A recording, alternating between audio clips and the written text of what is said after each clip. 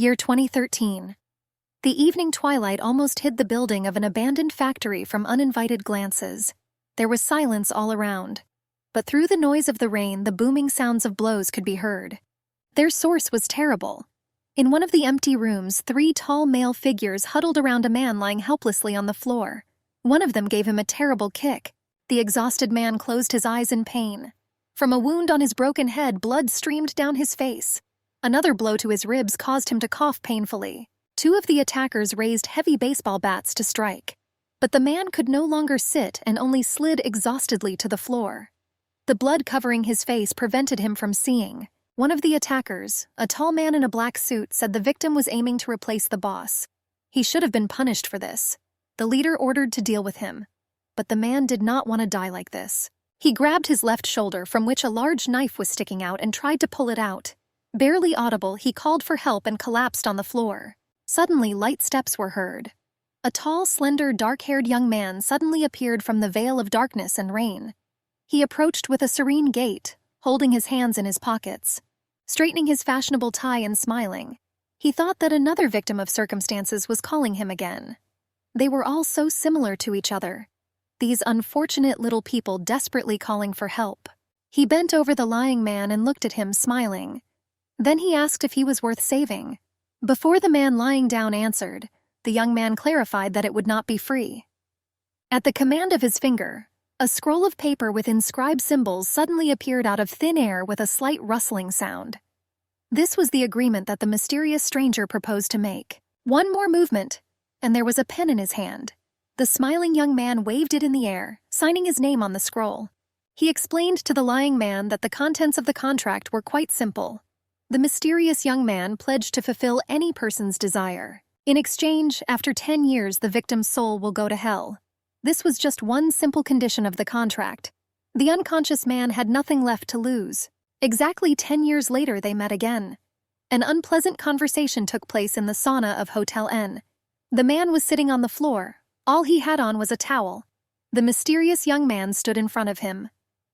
The man begged to be let go this time. He shouted that he had spent too much energy trying to get up to the boss's place. But the dark-haired young man, who had not changed at all since their last meeting, only grinned. He replied that all this was only thanks to him. The man promised to do whatever the young man wanted. He offered to sacrifice other lives, 10 or even 100 times more. But the young man was relentless. He replied that he was only interested in the soul indicated in the contract. It reappeared in his hand and flared up, charring. A moment later, all that was left was ashes. The young man said that the man would die of a heart attack. At that same moment, the man fell to the floor, clutching his chest. He couldn't breathe. He managed to let out an inarticulate scream. Hearing the noise, 2 tall guys rushed to the sauna doors. Throwing open the door, they rushed inside and froze in horror. Before their eyes, a man in only a towel was rolling on the floor. He tried unsuccessfully to suck in air with his blue lips. Another guy stomped through the open door of the sauna. Meanwhile, a mysterious young man was walking away down the corridor with a relaxed gait. For a moment, the guy turned around and looked at him. However, soon a cry from inside the sauna called him, and the young man was already walking further down the corridor. He was holding the latest model phone in his hands. The time appeared on his screen, 10 o'clock in the morning. Whistling cheerfully, he pressed the button that marked the end of the contract. The young man sighed with satisfaction from a job well done. Now he was thinking about what to do next. It occurred to him to enjoy a custom-made cake. Meanwhile, a magnificent celebration was being prepared in the conference room of Hotel N. The best CEO of South Korea was to be awarded there. The tables were littered with a variety of snacks. The bar was filled with drinks and alcohol. The numerous guests gathered held glasses in their hands with contents of all the colors of the rainbow. A tall, beautiful girl with amazing amber eyes standing at the table bit her lip thoughtfully. She saw that the non-alcoholic mojito was especially popular. Suddenly, she heard someone speaking to her. The girl turned around in surprise. A tall guy with glasses raised his glass of drink in her direction in greeting. He offered to give her a treat when she finished waiting tables. The girl looked at him in surprise. He handed her his business card and tried to make an awkward joke. He said he didn't want problems to mar her beautiful face. After that, he asked for her phone number. The girl took his phone and entered her number. She still looked slightly surprised. When she returned the phone to the guy, he looked very smug. But the smile slowly disappeared from his face when the girl said that this was her secretary's number. All questions should have been discussed with her. The guy couldn't figure out what the beauty was talking about. She joked that he shouldn't be too nervous, so as not to go bald ahead of time. This left him simply speechless. Meanwhile, the loudspeaker in the hall warned that the award for the best CEO would soon be awarded. The girl quickly took off her jacket and remained in a light, beautiful dress. The winner was asked to go up to the podium, whose name was to be announced in a moment. Clicking her heels, the girl walked with swift steps across the hall towards the stage. The beauty was quickly approaching the podium, and from all sides camera shutters were already clicking and flashes were flashing. Finally, the name of the winner was announced, Do-ha. The girl picked up a heavy crystal goblet and greeted those gathered. The headlines of newspapers, magazines, and online publications were full of headlines with her name. They congratulated Do-he, who was awarded the Best CEO award in the food industry. I walked to Doha, looking at the news and laudatory articles dedicated to it on my tablet. The secretary followed her. The girl noted that the articles were quite good, but suddenly she froze and frowned. She was alerted by the title of one of the articles on the tablet screen. It was written about one of the products produced by the Do Company. The journalist wrote that one of the juices contained a huge amount of sugar. The secretary immediately replied that she was already looking into this issue. An investigation was launched to discover the source, competitors, or internal affiliates. To this, Do-he replied that someone is very jealous of success, and someone inside the company seemed to have a strong desire for power. The girl thought about it. They should have tested this by making a cunning and clever plan. Suddenly, she decided to return to the office. The secretary tried to object to her and remind her of some matter. But then the phone in Do's purse vibrated. She hastily took it out with trembling fingers. The name Mistress flashed on the screen. She didn't want to hear this man at all right now.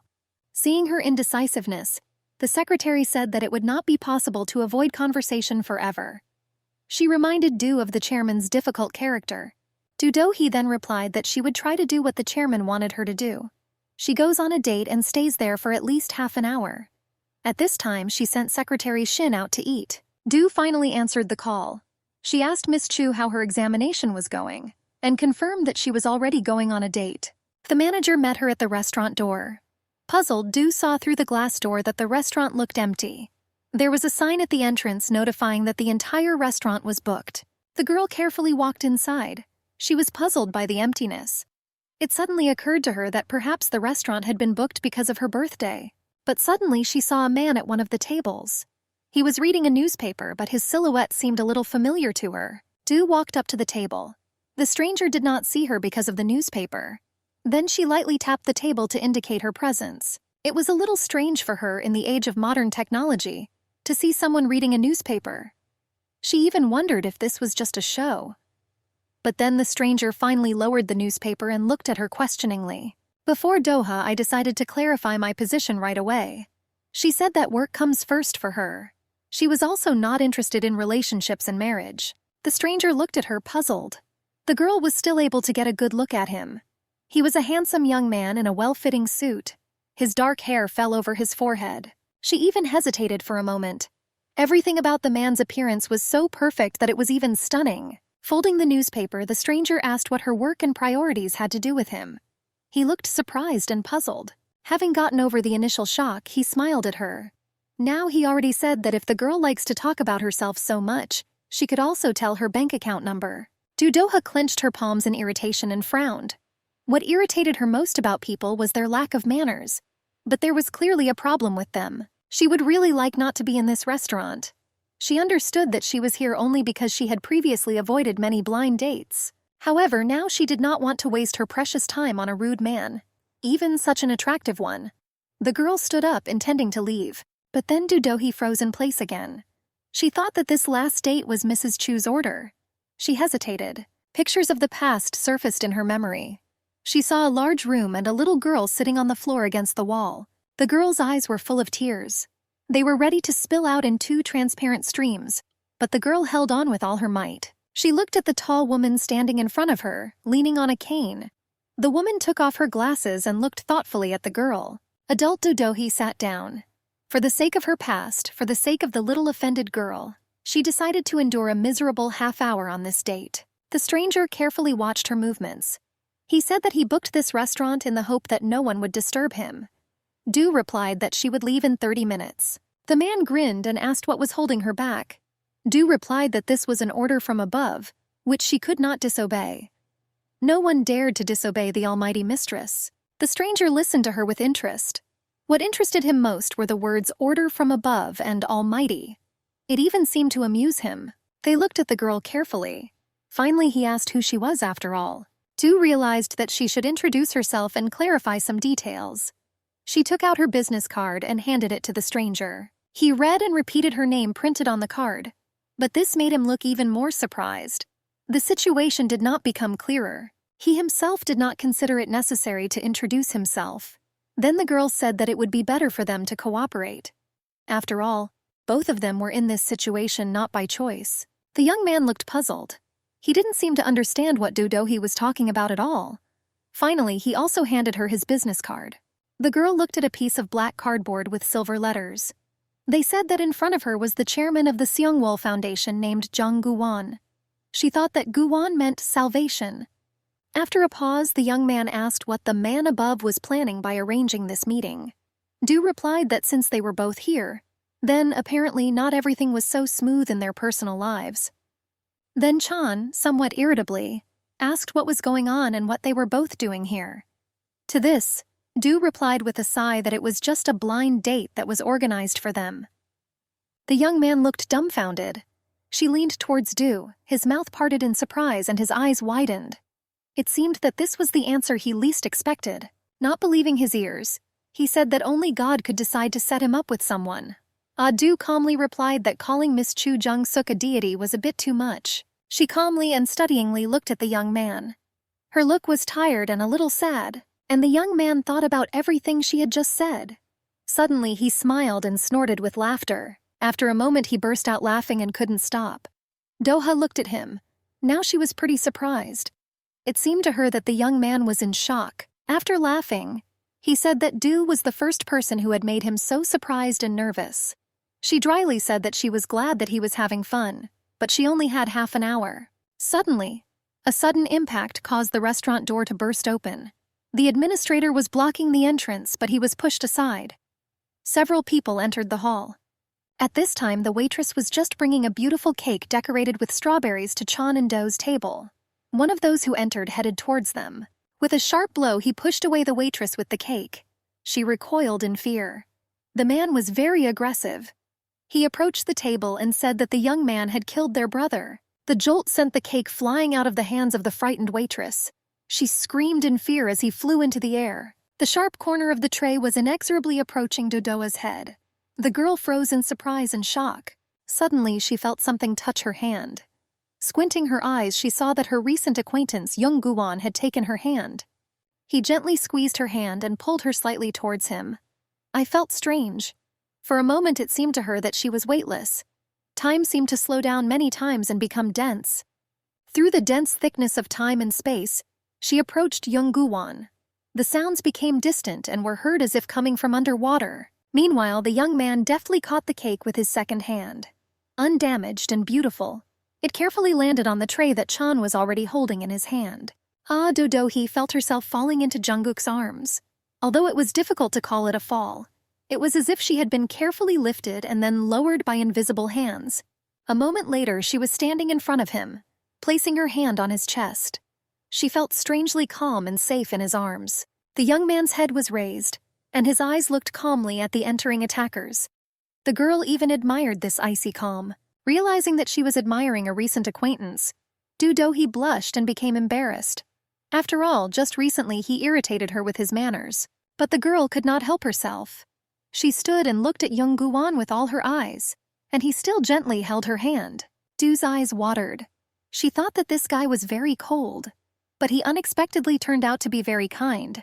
This discovery shocked her, and he stood opposite her and looked her straight in the eyes. The look of his beautiful black eyes penetrated her very heart. He was innocent but very sexy. Du heard him say in a barely audible voice that the threat was over. But her heart was still beating too fast.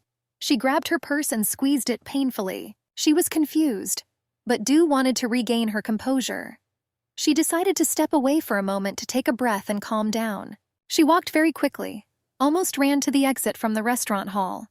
In the silence, only the receding click of her heels could be heard, and Young-Guan just stood there looking after her. He whispered again, almost inaudibly, that the threat had passed. Finally, he turned to the table where he had placed a beautiful, delicious cake. Fortunately, he was not hurt at all. Suddenly, one of the strangers who had broken into the restaurant jumped up to the table again. He yelled that Young-Guan killed their brother and raised his fist. The savage was furious. However, his fist was not intended for Young-Woo.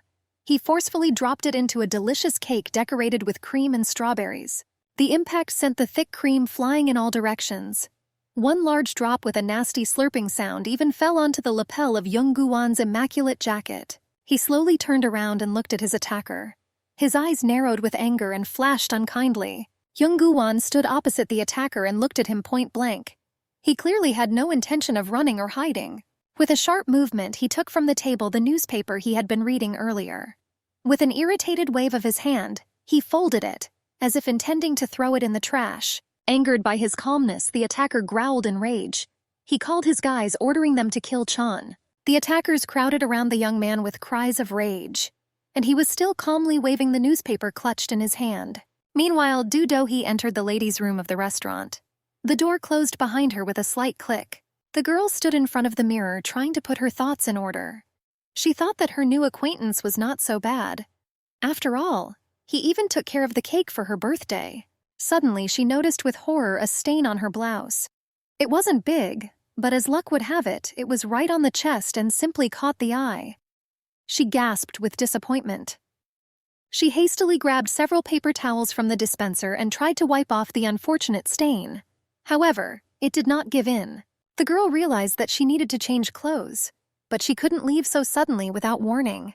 Suddenly, she remembered Chan's words that she was the first one who made him so nervous. He smiled as he said this. Du realized that she had accidentally unleashed all her charm. She should have been more careful in the future. And then, looking at herself in the mirror, she saw a blush of embarrassment on her cheeks. She began to convince herself to pull herself together and calm down, reminding herself of her status. It was clear to her that all this happened because she was too busy with work and had not gone on dates for a long time. And then she saw in the reflection that, unbeknownst to herself, she had already begun to tint her lips and apply powder. Du even got angry with herself and slammed her makeup bag shut. Meanwhile, silence reigned in the restaurant hall again. There was nothing to remind us of the recent skirmish and alien invasion. Young-Guan stood at the table, again holding an unfolded newspaper in his hands. He was slightly annoyed that he did not get to enjoy the wonderful dessert. Suddenly, the click of Do-Do-hee's heels was heard again. She entered the hall, addressing Jungkook. The girl said that she couldn't leave without saying goodbye and trying the cake. At these words, she froze and stopped. Her eyes widened in surprise. She didn't believe what she saw in front of her. There was a square tray on the neat table. Until recently, a beautiful mouth-watering cake stood on top of it. But now all that remains of it are ugly pieces and scraps scattered all over the table. The girl clasped her hands in horror. Not immediately able to find words from amazement, she nevertheless asked what happened to the cake. Meanwhile, Young-Guan was looking at the spread of the newspaper he was holding in front of him. A new article mysteriously appeared on it. The main photo showed a crowd of tramps begging to be released. The young man calmly said that the party was over. Before Doha was confused, she noticed that eating the cake prepared for her birthday without her was not entirely beautiful. Then Chan calmly folded the newspaper and looked at it. He asked why the cake became hers. Before Doha, I was taken aback by surprise, and he rather rudely said that he didn't care about her birthday. The girl was shocked. She could not understand what had happened again to the young man, who so recently had almost saved her and was quite gallant. Then Chan said that it would be better for her to leave. He still had to deal with the trash. This occupied him more than entertainment. Du tensed up. The change in Young-Guan's behavior was too striking. The girl did not know how to react to these changes. Having finally made up her mind, she said it was nice to meet you, although her tone said otherwise. Du turned around, intending to leave. Finally, she wished Young-Guan that failure would follow him all day. She began to walk away, but suddenly stopped. The girl asked to call her you at the next meeting. She explained this by saying that she would not want anyone to mistake Chan for her close friend. This indicated that she was very offended. Sean remarked that this should be asked more politely. After everything he had said earlier, it sounded rather strange, but the girl proudly said that it was not a request, but a demand. Her voice was cold and her straight back expressed contempt. Finally, she left, her heels clicking loudly. Jung Gu-won stood and silently looked after her. The date turned out to be very strange. A little later, many cars were rushing along the wide road crossing the city. They drove, overtaking each other and honking and warning. In one of them, Do-hee was sitting in the back seat. She tiredly closed her eyes and thought. She found it strange that Mrs. Chu decided to set her up with such an unsuitable person. Suddenly, she remembered a more important matter, an article about sugar. The secretary driving the car replied that Chairman Rochuan planned everything. Du was annoyed by the unexpected interruptions.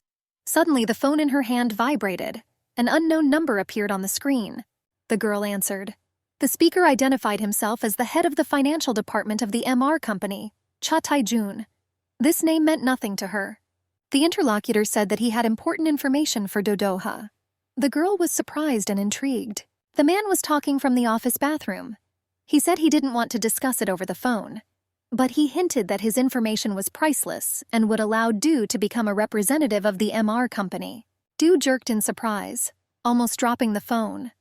A little nervously, she asked where the speaker got her number, but he did not answer, only invited her to think and contact him. Immediately after the end of their conversation, a door opened with a quiet creak in one of the inconspicuous rooms. A man with a cap pulled low over his eyes entered. It was impossible to see his face under the low visor, but he still had one remarkable feature.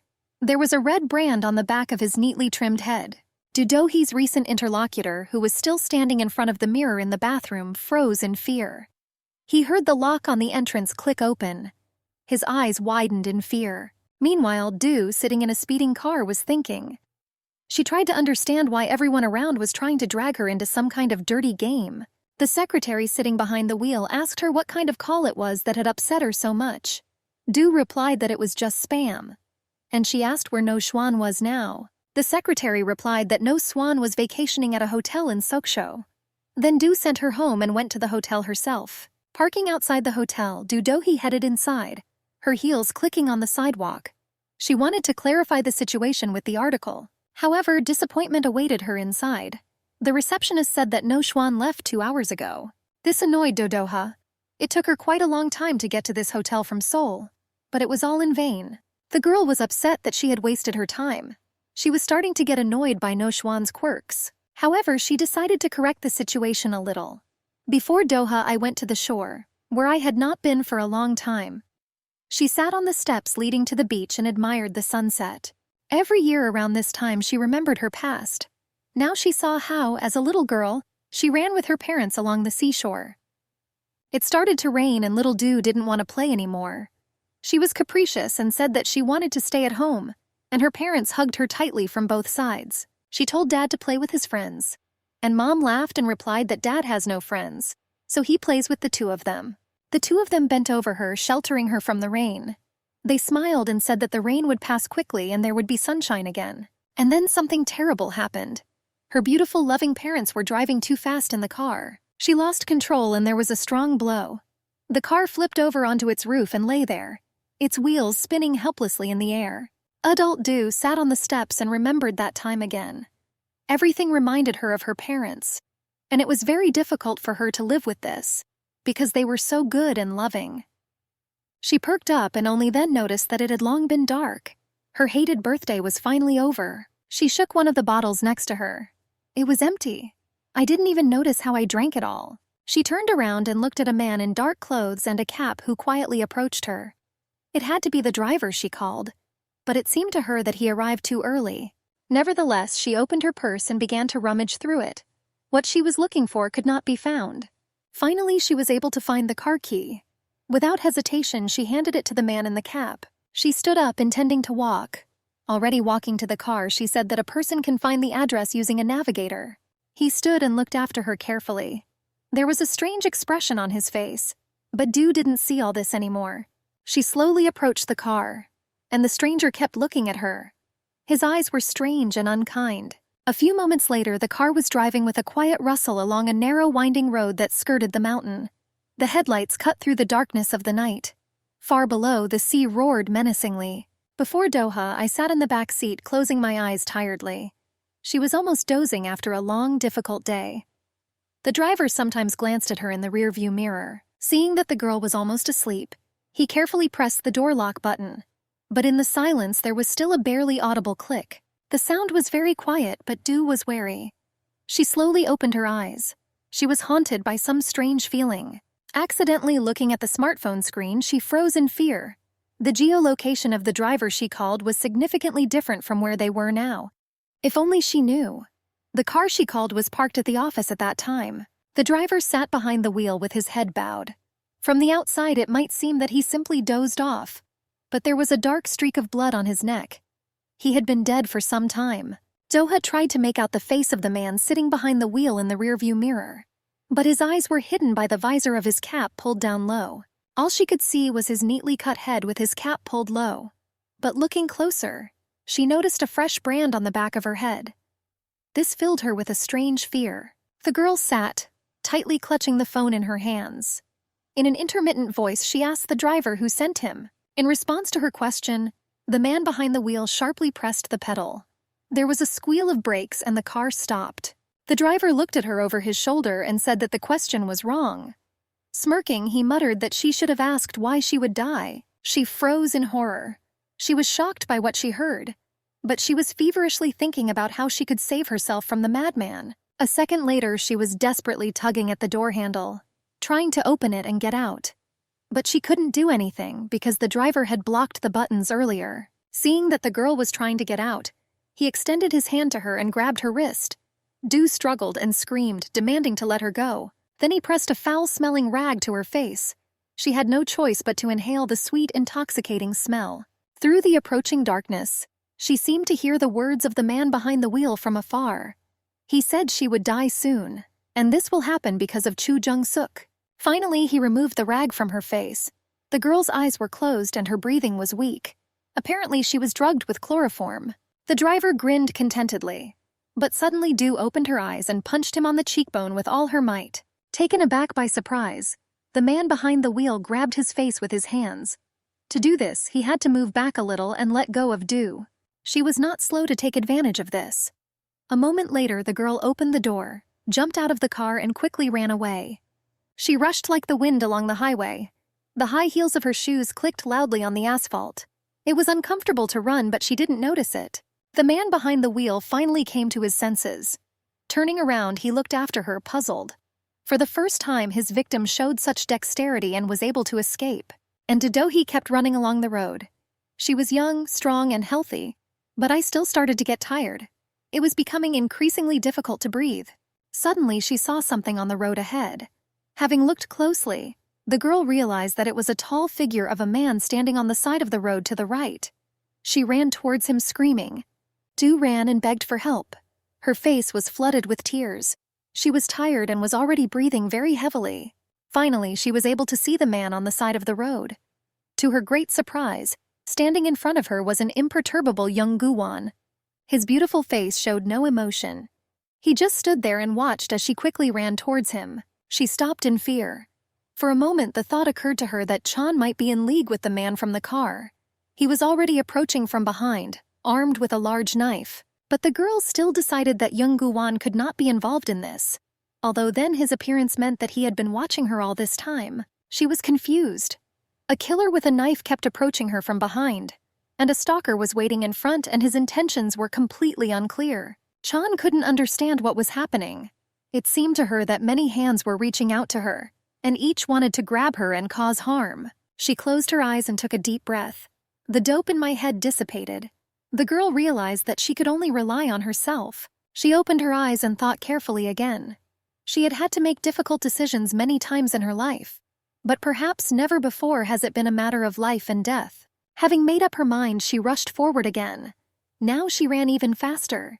She just needed to overcome the last part of the journey. After all, she ran with all her strength to young Guwon.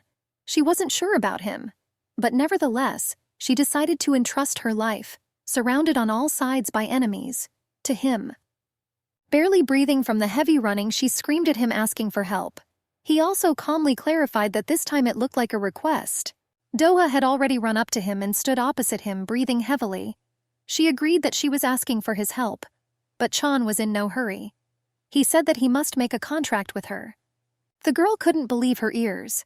She peered into his beautiful face and it seemed to her that he was mocking her. A tear slowly ran down her cheek, and the unperturbed Jung Guan repeated the words about the agreement. And he added that nothing in the world is free. You have to pay for everything. Doha got angry. She shouted that only crazy people enter into an agreement, the terms of which they know nothing about. Then Jung Guan simply turned away, intending to walk away. He gave her the right to decide and choose. Du looked back. The man from the car was already close enough, and his intentions were not in doubt. She realized that she had to survive first. Later she would deal with the contract, although this was not in her rules. Her eyes filled with tears. She closed her eyes and called out to Jung Guan.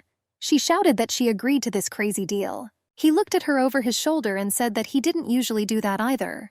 He had never before fulfilled anyone's wishes before receiving a signature on the contract. However, then he looked at the approaching man from the car.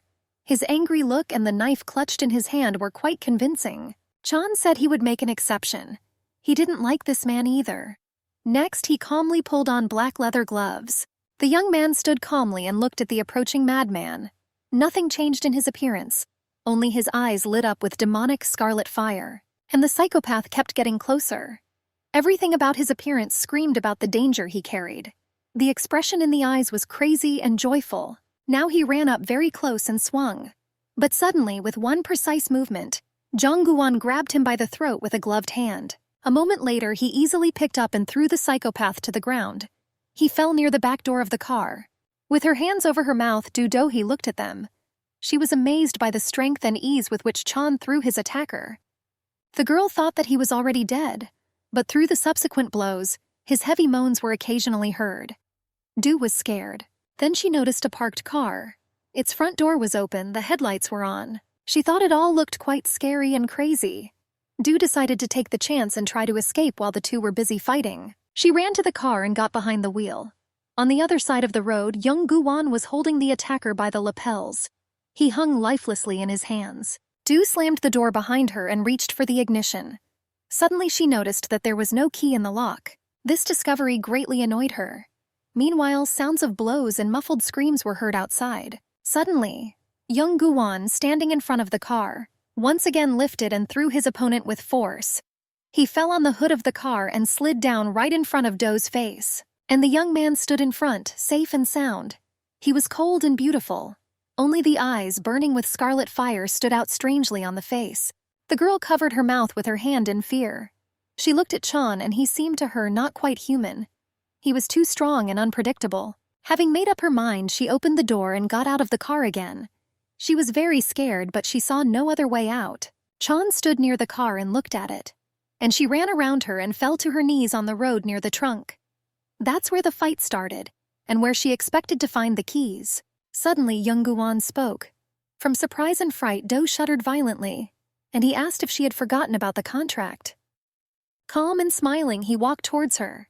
Taking off his black gloves as he walked, he extended his hand to her, and Du Dohee kept rummaging along the asphalt with her hands. She still couldn't find the keys, and without them there was no point in escaping. Jung Guan walked up to her and offered his hand. Du looked at him with fear, but he calmly asked if she would get up or just sit on the asphalt. With a resigned sigh, Du extended her hand to him. His fingers were strong and cool. She couldn't even believe that it was he who had thrown the man like a ball a few minutes ago. Suddenly, the engine of a nearby car started up. The headlights flashed, switching to high beam. Chan turned around in surprise and looked at the car. The same man was driving again. Now his face was covered in blood, but he still viciously grabbed the steering wheel. Doha also turned around. Now he and Jung Guan stood next to each other and looked at the slowly approaching car. The girl grabbed Chan by the sleeve of his jacket and tried to hide behind his back. Jungkook raised his hand and lightly snapped his fingers. But nothing happened. Nothing at all. This seemed to puzzle him greatly. He froze and his eyes widened in surprise. Something clearly didn't go according to plan. He only managed to hug the girl and cover her with himself. The next moment, the speeding car crashed into the back of Jung Guan. The blow caught them at the very edge of the road. Only a low fence separated them from the cliff above the raging sea below. But the car broke through it, and Do and Jong fell off the cliff. With a loud splash, they fell into the water together and began to plunge into the depths. Their bodies swayed lifelessly. Both were unconscious, from cold water until I started to come to my senses. She slowly opened her eyes, trying to understand what had happened. Right in front of her, she saw the lifeless body of Young Gu-won. He seemed to still be unconscious. She tried not to think about the worst outcome. Do extended her hand to him. She wanted to try to save him. Although I thought that if I wanted to save myself, I had to leave him. But the girl inopportunely remembered that the name Gu-won means salvation. Yet it was to him that she rushed for help. And now she had to save him. Du squeezed his hand tightly. She scolded herself for being sentimental. But the name Gu-won, salvation, did not let her go. It was all because of him. And she couldn't let him go like that. Despite all her efforts, the girl began to lose strength. She could no longer keep them both afloat. Their bodies began to smoothly descend into the depths. The dawn sea was mesmerizing with its menacing beauty. The waves, foaming, attacked the coastal stones and crawled back, only to return a moment later. A girl in a wet dress covered with a jacket was lying on the sand at the edge of the surf. Suddenly she coughed and tried to get up. Only now was Du able to realize that she had survived. This news pleasantly surprised her. A few hours ago, sinking into the water, she said goodbye to life. She stood up and turned her head around. The place was completely unfamiliar to her. Suddenly, a little further away, she saw Young Gu-won. He stood on a stone, half submerged under water, and looked at something. Chan's gaze seemed to be directed inward. He was thinking intensely about something. From his lips came barely audible words that could not be understood. Du rose to her feet and carefully took a few steps. Now she was happy that they were saved. But she was worried if everything was okay with Chan. She quietly approached him. He turned his head and looked at her. The expression on his face was strange. The girl asked what happened. Suddenly, Chan ran up to her and grabbed her hand. Du staggered in surprise, and he fixed his eyes on the sign in the form of a cross that appeared on her wrist. It wasn't there before. He shook her hand, squeezing it tightly in his, and Du screamed in fear for him to let her go. She was scared, but she also didn't understand where this sign came from. Suddenly, a huge wave hit the rock right next to them. She almost covered them both with her head. Du ducked down screaming. When the wave moved away, the girl straightened up. She stood there, rubbing her eyes and sobbing. And Young Gu-won thought that it seemed that his abilities had disappeared.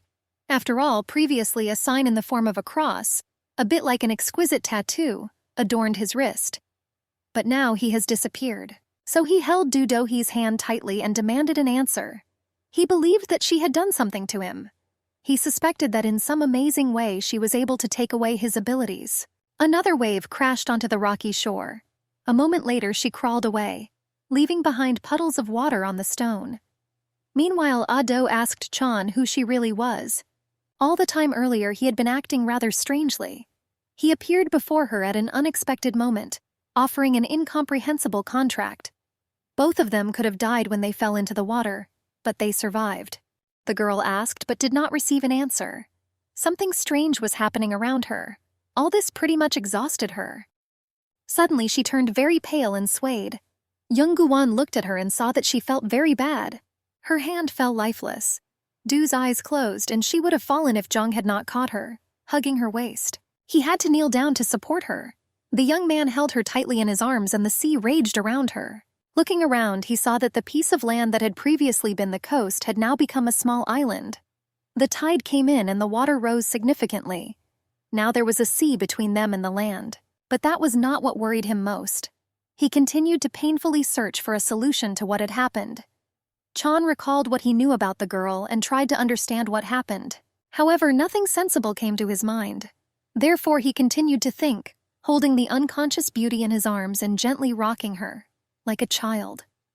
And the sea was raging all around. This place had white walls, white floors, and a white ceiling. Cold white light also poured from it. There were also many medical devices and sensors around. It was a hospital room. All this came to Du's mind as soon as she opened her eyes. True, she had to immediately close her eyes. The light from the hospital lamps was too bright. She stood up and sat up on the bed with a jerk. Du quickly looked around and immediately saw Secretary Shin next to the bed. She anxiously asked if everything was okay with her. Doha shook her head worriedly. First of all, she was interested in how she ended up in the hospital. Secretary Shin explained that she received a call from Mr. Young Gu-won. She then took Do-Dohi to the hospital. Only after these words did Do notice Chan standing in the corner of the room. The girl became worried. She thought she was injured. But the secretary explained that Do had simply slept for a very long time, more than 5 hours. This surprised Do very much, she thought, remembering the events of the past day. Then Chan quietly approached her bed. He was glad that she was safe and sound. He smiled and looked completely unperturbed. Young Gu-won reassured her that the whole nightmare was behind her. And then she remembered everything that happened the day before, the way they sank deeper and deeper, and how she tried to hold Chan's hand, but her strength was running out. With pain in her heart, she remembered how her fingers unclenched. But I no longer had the strength to swim up. She also remembered young Gu-won's lifeless face in the water, his long eyelashes lying on his cheeks, and unruly black hair falling on his forehead. But suddenly she remembered something else, the way his eyes suddenly opened, and the way he looked at her. Then it seemed to her that this was the last thing she saw before death. But then he grabbed her wrist tightly. His hand was very gentle but very strong. He didn't let her go, didn't let her sink even lower. And suddenly his eyes lit up with the already familiar scarlet devilish fire. She'd seen this before. Then this demonic fire filled her with incredible horror. But now everything was different. She felt herself sink into his outstretched arms. And nothing was more reliable than these hands. Only then did she close her eyes. Do didn't remember anything else. If she could feel something, she would have seen the stormy waves of the sea. They fell with a roar onto the rocky shore. One of these waves helped Chan get to shore. He emerged from the sea foam and climbed onto a large flat rock. His steps were unsteady, but he held his precious burden tightly.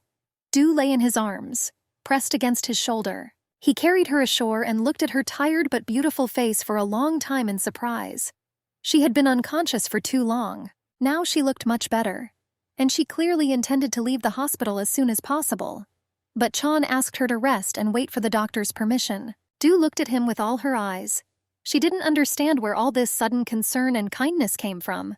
Chan was completely different from his former self. Finally, the doctor appeared and began the examination.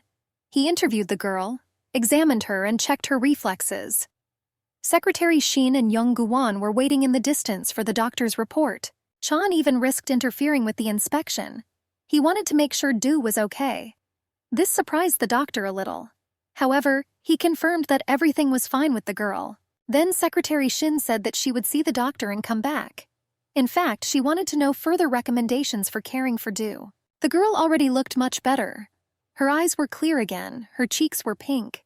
She sincerely thanked the secretary for his concern. As soon as the doctor, accompanied by his secretary, left the room, Do jumped up. She sat up in bed and stared warily at Chan. She demanded to know what he was up to. But he looked genuinely puzzled and didn't understand what she was talking about. I just noticed that she looked like herself again and spoke in a normal manner. Then Do angrily reminded him that caring and tenderness were not in his manner. But then Chan got out of it, saying that she herself asked him to call her you in front of strangers. Do was still tense.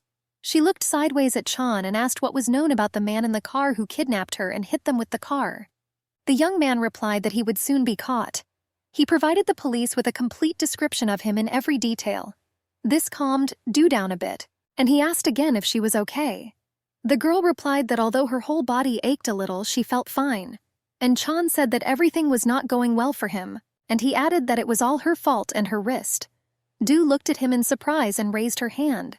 She didn't seem to understand what he was talking about at all. Suddenly, her eyes widened in surprise, and Young Gu-won carefully watched her reaction. But at first glance, she was quite sincere. Do raised her right wrist to her eyes in amazement. A strange sign in the form of a cross could be seen on it. She touched it and tried to erase it. At first, she thought it was a temporary tattoo. Chan looked at this with excitement. He was afraid that Do would harm the sign, and she irritably said that she would have to remove this mark with a laser. Then he grabbed her hand, trying to stop her. Chan forbade the use of laser or anything else. After all, it was his sign, his mark, his tattoo. She froze and just looked at him. She was shocked by what she heard and couldn't believe her ears. But she knew that just yesterday this mark was not on her hand. Chan said he doesn't understand how Du got it. After all, it originally belonged to him. And he added that he would not allow anything to be done to her. It started to seem like he was going crazy. She wasn't going to stand for it. The girl said that her body belongs to her, and she had the right to remove the tattoo or even make another one in its place. She demanded to be released on good terms. And she even said that she was warning her for the last time and counted to 3. But Chan just looked at her gloomily. He clearly had no intention of abandoning his idea and continued to stand in her path, not even allowing her to get around him. Then Du swung at him. She already had trouble controlling herself from anger and just wanted to push away her unexpected obstacle. However, at the last moment, Chan managed to intercept her hands.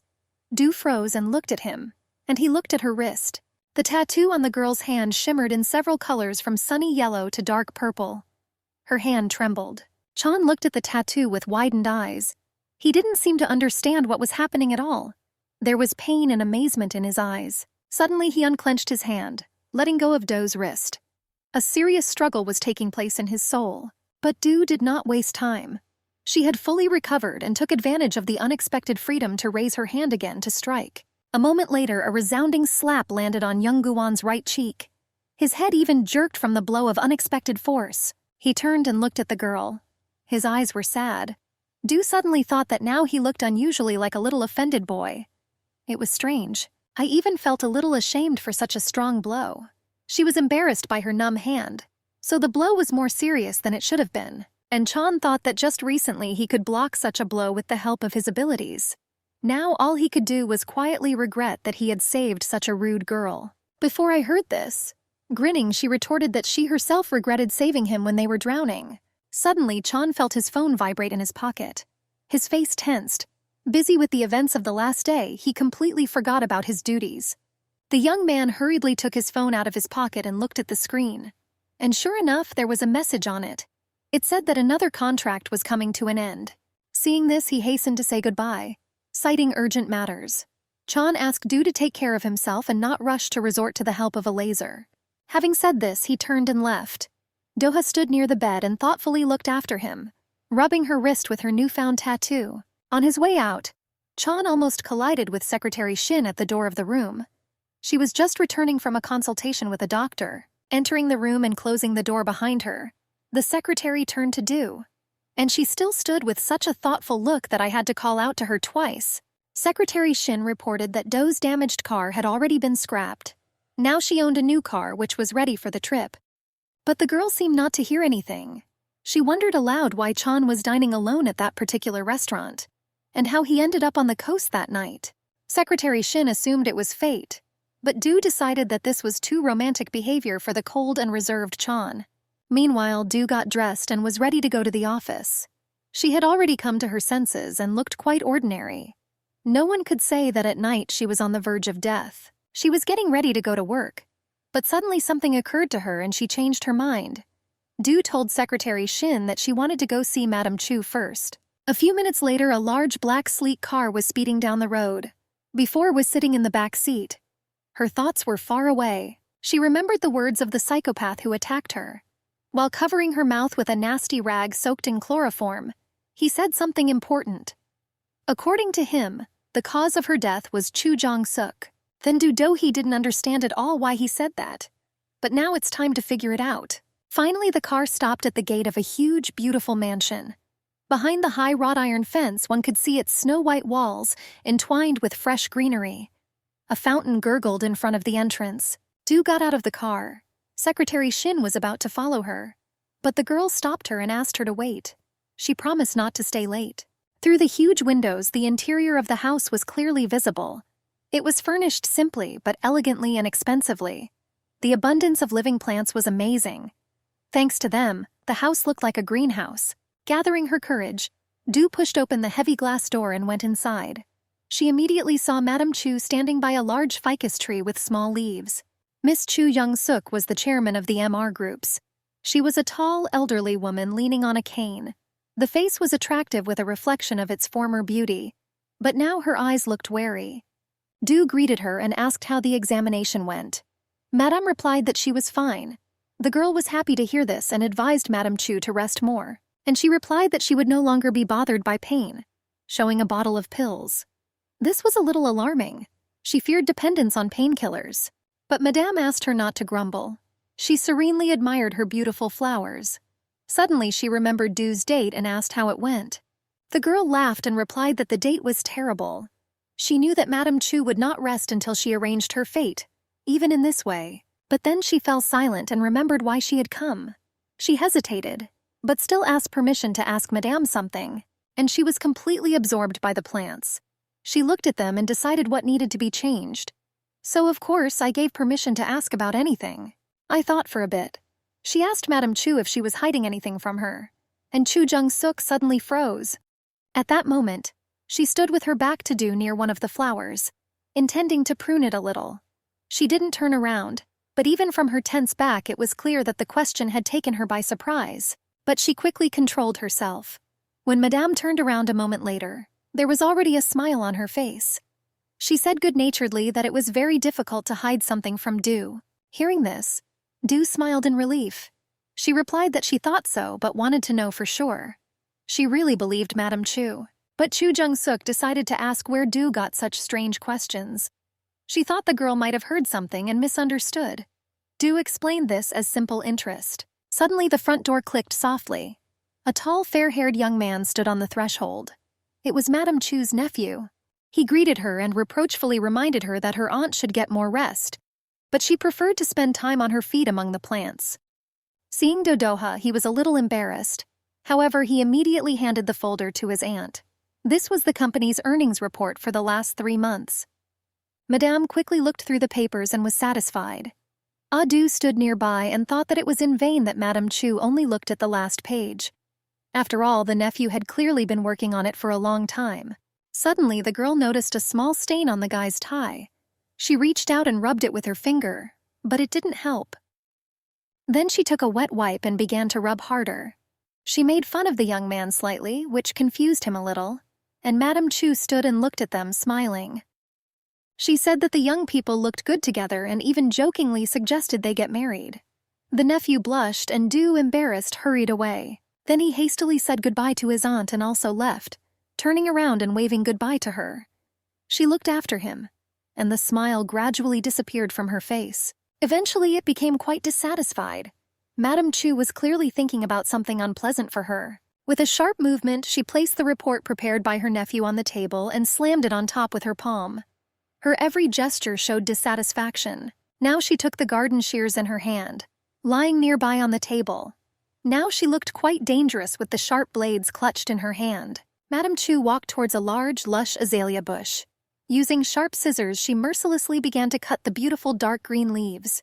Her face was tense. For some time, only the sound of clicking blades could be heard in the greenhouse, and the quiet rustle of cut leaves, smoothly falling to the floor. The next morning, the weather was beautiful.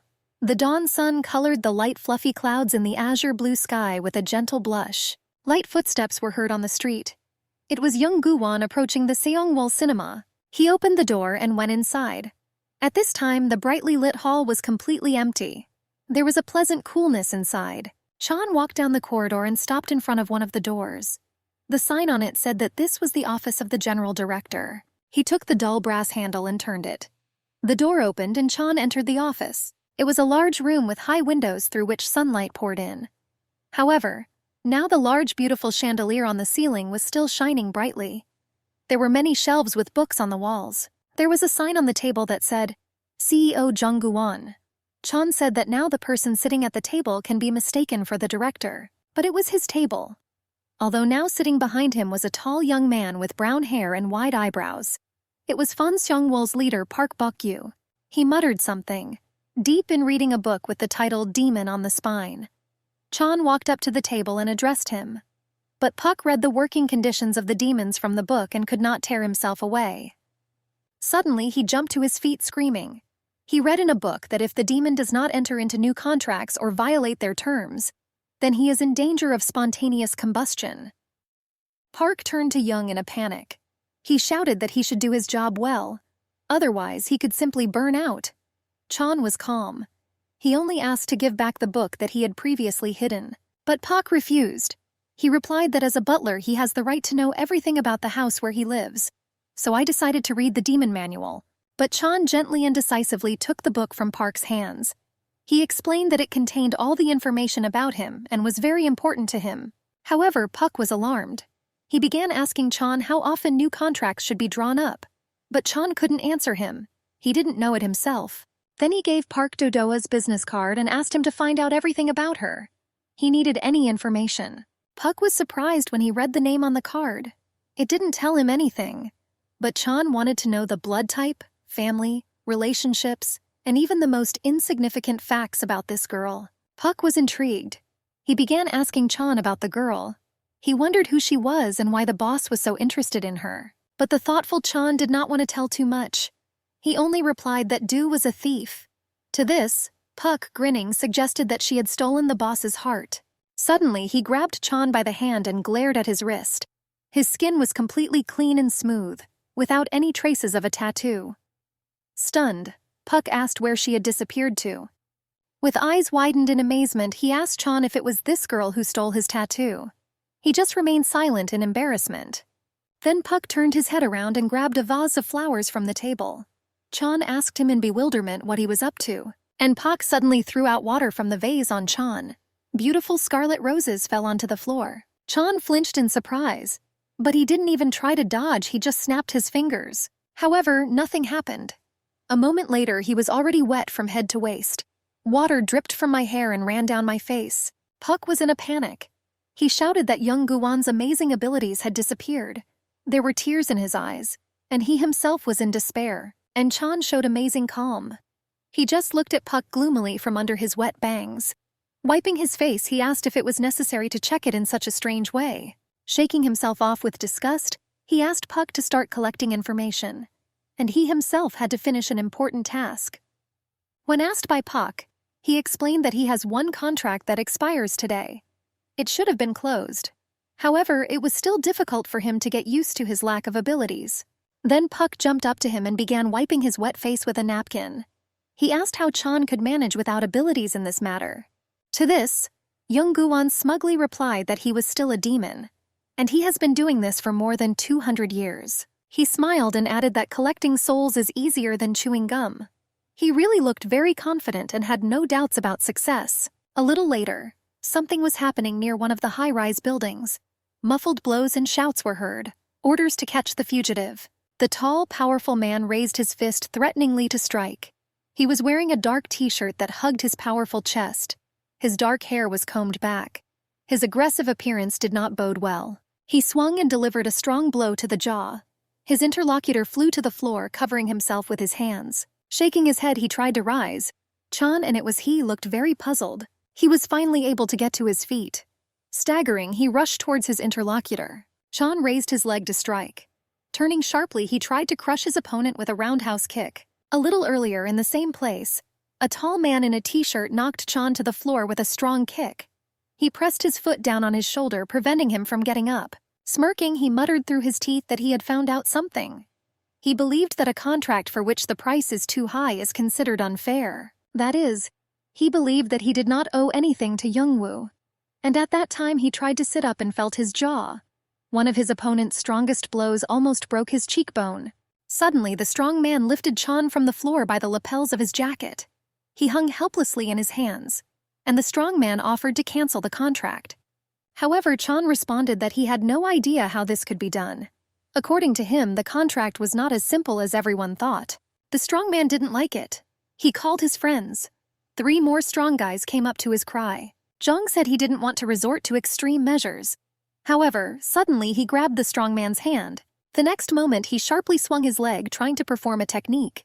There was a sharp sound of impact. Young Guan's knee slammed into the abs of a tall strong man in a black t-shirt. But he didn't even seem to notice anything. He still held Chan by the collar, and Chan fully felt the force of the blow. The strong man's abs were as if cast from steel. Chan's knee began to ache painfully. He still couldn't get used to losing his abilities. Suddenly, the strong man suddenly let go of him and raised his hand to strike. A moment later, his fist slammed into Chan's cheekbone again. And a second later, he struck Chan with a strong kick in the chest. It caused young Guan to slam his back into the window behind him, knock it out with his body, and fly out. At first he flew without controlling himself. Then he deftly turned over to face forward. The rest of the reflexes worked correctly. This allowed him to regroup at the moment of landing. He dropped to the ground on one knee, supporting himself lightly with his hand. It was inexplicable, but he remained intact. The attacking strongman, looking out the window, watched in shock as Chan rose to his feet. He shouted after him, sending his men after him. But Chan was already running further down the street. As he ran, Young Guan thought that he should temporarily retreat now. Their strengths were too unequal. He also understood what was most important to him now. He just needed to find and return his tattoo. A little later, he was sitting in his CEO's office. He leafed through one book after another in search of information. However, none of the many books had anything on how to find a tattoo and get it back. He slammed his fist on the table in frustration. Things didn't turn out too well for him. Then he took out his phone and began to dial a number. The name of Park Bok-yu's faithful assistant appeared on the screen. After waiting for an answer, Jong asked Park if he had found anything about Do-Do-hee. Apparently, he had already learned something, because Chan began to listen carefully. Park learned that Do's meetings were usually filled with tense silence. Of all the participants, only she herself kept calm. All her subordinates tensely hung on her every word. They looked very wary and even scared. And Do-Do-hee looked at everyone carefully. She always had a lot of information on everyone, which was not at all easy to obtain. She always had good control over her face and knew how to restrain her emotions. One day, she was very angry with one of the employees. The poor guy didn't suspect anything when he greeted him cheerfully in the morning. However, she immediately cut his greeting short, saying that he had caused a loss of several 100 million won. At the same time, Do simply laughed. Because of this, many called her crazy Do-Do-ha. But with her laughter or her silence, she could bring tears to tears just as effectively as with her words. Many employees felt her steely character. Do-Do-hee herself was not from an influential family. Her father was an engineer who developed electronics parts. Mother worked as a hairdresser. Do was their only beloved daughter. Do's meetings always required new and interesting ideas. And while she waited in silence for an answer, each of the workers prayed that she would not ask him. Everyone sat in silence, sweating with excitement. They hoped for an unexpected, miraculous salvation. And it happened. Secretary Shin told Do in her ear that she found out No Xuan's schedule. This information was important to Do-Do-ha. That's why she even said that she would go to the meeting alone. She instructed Secretary Shin to hold a meeting with the legal team and prepare a report. All meeting participants were overjoyed. Do's sudden departure seemed to spare them from certain death. However, she cooled their ardor a little by the fact that there was no reason to relax. They should have corrected the consequences of their mistake and been prepared for anything. Finally, she left, knocking on the door one last time. It was as if an invisible spring had been released. Everyone in the office relaxed. And it has always been this way since Do took up her duties. And faithful Park continued to explain Do's biography to Jong. According to him, 17 years ago, her parents died in an accident on her birthday. Then the girl was only 11 years old. A year later, Miss Chu Jong-suk, the chairman of the company, took custody of Do-Do-hee. Once upon a time, it was she who, together with Do's father, organized this company. From that moment on, Do's serene life ended. In all subsequent years, she worked incredibly hard on herself. During her school years, she was invariably the first student in her class. While her peers were having fun and fighting, she sat all day long over textbooks. Hard work and constant study led her to start her own company as a student. And in just 7 years, it has become the best on the market in its segment. This was her current food and beverage company. Nowadays, this food enterprise has become an important part of the company run by Madam Chu Young-suk. There was little information about his personal life before Doha. She had been in relationships several times but was currently single. All of her relationships did not last long due to school or work. Chan listened to all this very carefully. He sat in a chair with a glass of wine, listened and remembered. He especially noted for himself that all of Do's relationships ended quite quickly. When Park's voice fell silent on the phone, Chan asked if that was all. Having finished his report, Park asked the boss what he would do next. Chan thoughtfully twirled his glass of wine. The sparkles flashing on the surface of the liquid helped him think. Finally, he replied, "He will do what he is best at." Park didn't understand and asked again. Then Chan said that what he does best is charm people. It seemed like that was what he was planning to do with Do-Do-hee. At the same time, Something interesting was happening in the luxurious apartments of the large hotel. It was here that Do-Do-hee rushed following a tip from Secretary Shin. In a large spacious hall, furnished with luxurious furniture and shining with electric light, was No Xuan. She was checking with someone on the phone what losses the Do-Do-hee company had suffered. When she heard that the stock had dropped almost 20% by the close of the stock exchange, she could not contain her joy. She was pleased that one article could create so much noise. She walked around the hall rustling her luxurious scarlet dress and smiled smugly. It even occurred to her to send flowers to Do as a sign of consolation. However, she suddenly froze in place. On the velvet sofa opposite her, Do appeared as if out of nowhere. She smiled calmly and said that flowers were not needed. But Saiwan was dumbfounded. Having come to her senses, she asked what Do was doing there. She clearly believed that no one was aware of her movements and schedule. Do said she came to talk. But before that, she nodded at the waitresses and suggested that we carry on the conversation without prying ears. But Saiwan kicked the staff out. Irritated and frightened, he asked why Do had come and what he wanted to tell her. To this, Do, smiling subtly, said that Xuan was very suitable for her position as general director of the clothing and footwear department, because she clearly understood them better than men. But Saiwan turned around in surprise. She didn't seem to quite understand what Do was talking about. However, fear was written on her face. At this time, 2 expelled waitresses stood outside the door. They tried to eavesdrop on Do and No Xuan's conversation, and they managed to figure something out. But Saiwan decided to hide her fear behind rudeness and bravado. She arrogantly said that Do should not have such conversations in front of the staff. Do calmly replied that she was just worried about her. This amused No Xuan. She relaxed a little and even thought that not everything was so scary. It occurred to her that Do was simply bluffing, but in fact she knew nothing. However, Do calmly said that everything can be fixed with the shares. But with personal life and reputation, this is much more difficult. But Siwon pretended that she did not understand what was going on. And then Do-Do-hee briskly laid out a stack of photographs on the table. But Siwon grabbed one of them and glared at it. The blood drained from her face and the girl turned deathly pale, and her eyes widened in horror. She trembled and babbled something unintelligible. Do listened and heard her ask how everything came to be known. She replied that she simply spent more money on information. She also thoughtfully added that this was not very good for No Xuan. If this information had reached the public, her reputation would have come to an end. But Siwon was furious. She angrily told Do that it had become like blackmail. Her eyes flashed lightning and her speech sounded like the hiss of a snake. However, Do was not afraid. She calmly replied that she had not even started anything seriously yet. And No suggested that she think about what would happen if Madame Chu Jong-suk found out about everything. There was an oppressive silence.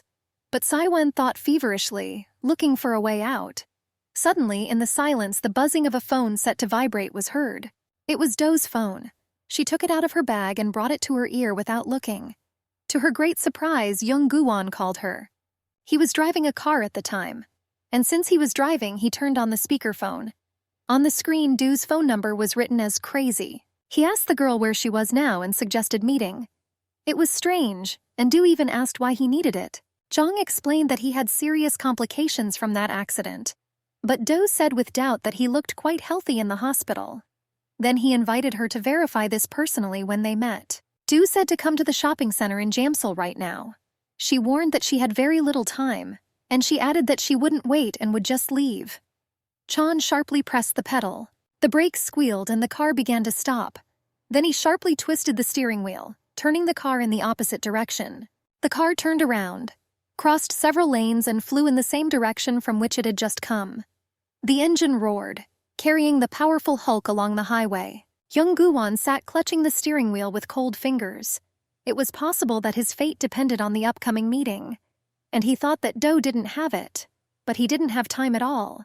Do-Do-hee ended the conversation and turned back to No Xuan.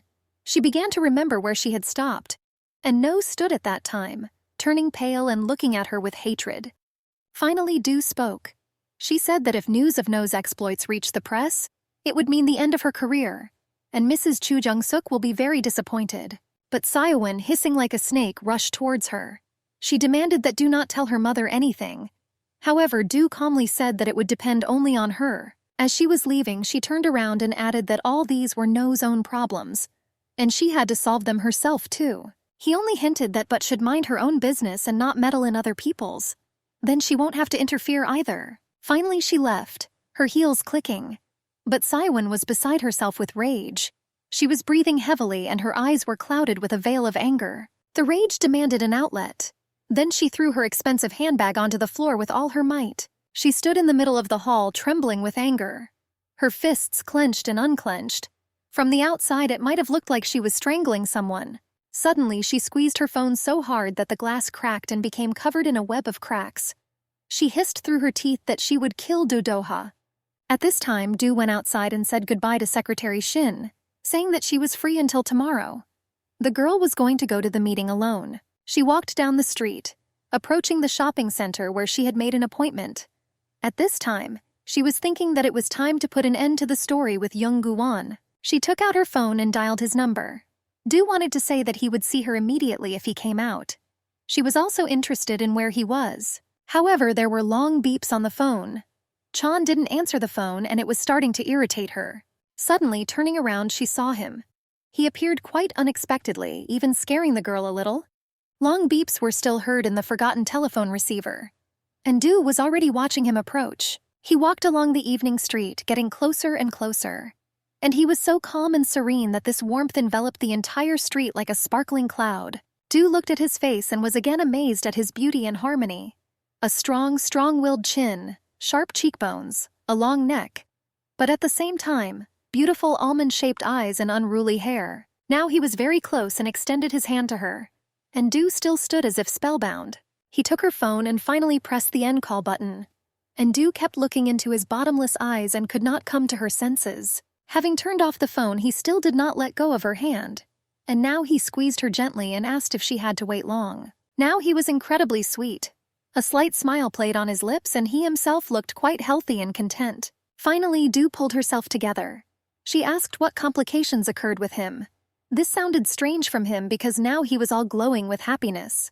He smiled cheerfully and asked if he really was shining. Du was embarrassed and turned away. She thought she was talking nonsense. To distract herself, she opened her purse and took out several bills. Du tried to give them to Jongwoo. She remembered that she owed him for lunch on that very first date. She apologized and said that she sincerely asks for forgiveness and wants to get even. But Chan refused the money. According to him, he never had any problems with them. Then Du seriously asked what he wanted from her and why he was lying about complications. She really didn't understand why Chan called her. Suddenly, she thought that he again remembered the strange contract that he had mentioned on the night road. But when she asked Chan, he replied that she could forget about him. But he didn't lie about the complications. Before I thought he looked like a malingerer. However, Chan said that he felt completely helpless, as if he were a different person. It was the first time for him to have such a strange feeling. The girl said, a little surprised, that then he should go to the hospital. She didn't think she could help him in any way. But Chan leaned very close to her. Almost in her ear, he said that only she could help him, and for this you will have to go somewhere. Quite quietly, he said that it was she who was the cause of his complications. Jung was so close that Du could feel his breath, but she was completely confused and did not understand what it had to do with it. Meanwhile, in the Seongwol cinema, in one of the rooms it was quiet and cozy. The dim light of several table lamps illuminated several soft sofas and armchairs. Butler Puck crunched his knife through the skin of ripe fruit. He thought that there had been no news from Chan for a long time, and he was very interested in how things were going to return his abilities. He was even afraid to imagine how young Guan coped without his tattoo and his incredible gift. Puck was sincerely worried about his boss. Suddenly, he heard a girl standing next to him ask what happened to Chan's abilities. Only then did he realize that he had been thinking out loud for some time. He said they moved on to a woman named Do-Dohi. Having put a piece of apple into his mouth, he suddenly paused and fell silent. And the girl next to her listened carefully. He thought he had made a mistake. Park remembered that Chan asked not to tell anyone about this secret of his. He turned to the girl and asked when she managed to come so unnoticed. It was Jin Gayung, a dancer from the Seongwol Foundation. And she had been eating apples with Puck for a long time. The girl carefully asked what happened to Chan. He pretended that he did not understand the question. But she looked at him carefully and waited for an answer, biting off a slice of apple straight from the knife blade. Suddenly, she plunged the knife she had recently used to cut an apple deep into the tabletop. The sharp blade cut through the top layer of varnish like butter. Puck jerked in fright and tried to jump up from his seat. But the girl held his shoulder with one hand. The other one she still held the knife. She advised him to lay everything out in a good way. At this time in the city center, Do-Do-hee got into the car with Young Gu-won. She was angry with herself because she was fascinated by him again. He looked at her and asked her not to look like that. Do replied that she was not looking, and he objected that a hole would soon appear in it. That's why he asked her to say what she wanted. Then Do embarrassedly turned to the window. She said that she was now traveling with him only to support him during his healing. But she asked not to consider this a date. Chan replied that he didn't mean anything like that. He extended his hand and asked her to give him hers. The girl shyly put her left hand in his palm. She just thought that their rapprochement was happening too quickly. But Chan said that he needed her right hand. Do was surprised. It was not entirely comfortable, but she extended her right hand, although she did not understand why. The young man grabbed her wrist and pulled her towards him. It was already quite uncomfortable to sit, and the car was driving quite fast. She began to struggle, but Chan glared at her right wrist. Seeing a tattoo of a cross on him, he sighed with relief. The mark was still there, still bright and shimmering. He involuntarily broke into a smile. This means that there was still a chance for the tattoo and abilities to return. You just had to hurry up. The traffic light turned green, and Chan pressed his foot hard on the gas pedal. The car roared its engine and flew forward. Do was scared by the high speed. Moreover, Chan never let go of her right hand. He held the steering wheel with one hand, and this greatly stressed Do. They rushed further and further along the road. However, suddenly the car stopped near a tall building with huge luminous windows. Two men just got out. One of them was already familiar to Jong-woo, a tall, strong man in a tight t-shirt with combed-back hair. He invited the second one to go for a drink. His interlocutor called him Hen. He readily agreed to continue the evening, but then a large white car creaked to a halt in front of them. Hyun recognized Young Gu-won, who was driving. Smirking, he assumed that he had returned to get even. Then Chan, squinting, raised his hand. Retracting his index finger, he imitated a pistol and the sound of a shot. Hen's partner looked at him with wide eyes. He decided that Chan was crazy. That's why I didn't immediately hear the sound of a pop. But turning around, he saw Hen falling face down on the asphalt. He rushed to pick it up. The car sped away. Do asked what just happened and who those people were. Chan replied that these were just acquaintances living nearby. He said thoughtfully that he would like to return again to the topic that worried him. He looked thoughtful and a little distant. She didn't understand what he was talking about and asked again. She suddenly thought that he wanted to get closer to her again and even blushed a little. And at that time he was already stopping the car in a quiet place on the riverbank. The bridge supports provided shade in which he parked. It was quiet. Only the water splashed in the river. But Do, excited by the events of the past day, did not find it romantic. On the contrary, the remote place alerted her. She asked why they came here. The girl was tense and even trembled a little with fear. Then Chan reached over to her seat and unfastened her seatbelt. Do thought that everything was happening too quickly. She didn't want this. Everything seemed wrong. But Chan didn't listen to her. He pulled her belt aside and moved very close to her. Looking at Do, he said that they should try something. The girl looked at him and thought that she was not yet ready for such a step. He was too close and he was incredibly good.